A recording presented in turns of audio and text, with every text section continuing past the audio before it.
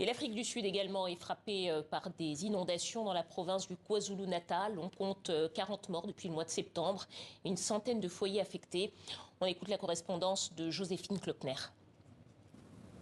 Les services de secours de la région du KwaZulu-Natal, qu'on appelle ici par ses initiales KZN, sont en alerte depuis un mois.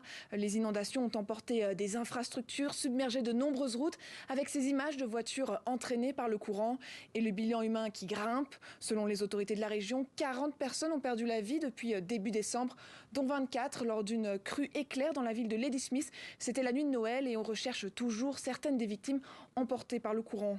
D'autres régions ont aussi été touchées par les inondations qui sont de plus en plus fréquentes dans le pays, hors normes, comme nous l'explique cette climatologue. Ces inondations ne sont pas normales du tout. Elles sont de plus en plus intenses, de plus en plus violentes, fréquentes et longues. Maintenant, quand il pleut, ce n'est plus de simples averses saisonnières. Elles deviennent catastrophiques. Et les études ont montré que les inondations que nous avons en ce moment sont provoquées par le changement climatique. Les conséquences du changement climatique donc sont de plus en plus marquées en Afrique du Sud.